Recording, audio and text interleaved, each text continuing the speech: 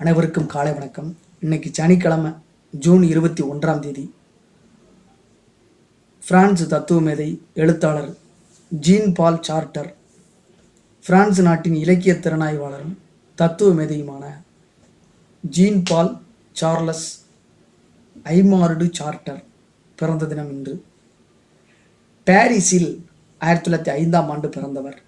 கடற்படை அதிகாரியாக பணியாற்றியவரது தந்தை பணியாற்றிய தந்தை இவருக்கு 2 வயது இருந்தபோது இறந்து விட்டார். தாயுடன் மியோடோன் நகருக்கு சென்றவர் அங்கு தாத்தாவின் கண்காணிப்பில் வளர்ந்தார். ஜெர்மன் மொழி பேராசிரியரான தாத்தா இவருக்கு கணிதம் கற்றுத்தந்ததோடு பண்டைய இலக்கியங்களையும் சிறுவயதிலேயே அறிமுகம் செய்தார். தாய் மறு திருமணம் செய்து கொண்டதால் லா ரூஷல் நகருக்கு குடிபெயர்ந்தனர். பிரக்ஞை குறித்து ஹென்றி பெர்க்சன் எழுதிய கட்டுரையை படித்த இவருக்கு தத்துவத்தில் ஆர்வம் பிறந்தது. தத்துவத்தில் பட்டமும் பின்னர் முனைவர் பட்டமும் பெற்று ஆசிரியராக பணியாற்றினார்.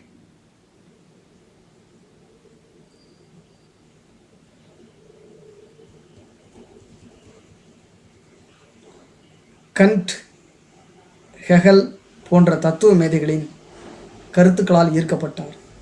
பல ஆண்டுகளாக அலெக்சாண்டர் கோசெவ்வின் வாராந்திர கருத்தரங்குகளில் தவறாமல் கலந்து கொண்டார். பிரான்ஸ் இராணுவத்தில் 1929 முதல் 1931 வரை வானியலாளராக பணிபுரிந்தார்.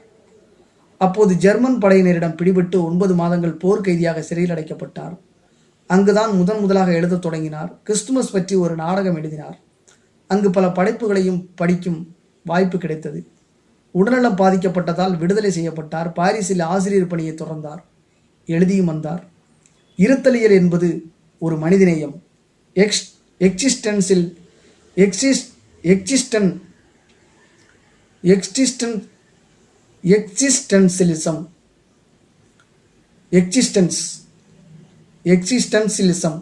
அப்படின்னு ஒன்று இருக்கு. Is a humanism. அதாவது இருத்தலியல் என்பது மனிதநேயம்.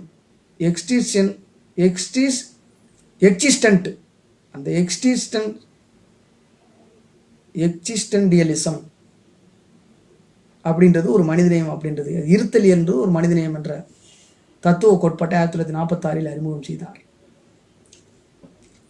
பல இடங்களில் உரையாற்றினார். பல கட்டுரைகளை எழுதினார். அவை ஜெர்மனி அரசால் தணிக்கை செய்யப்படாமல் வெளியிடப்பட்டன. அனைத்து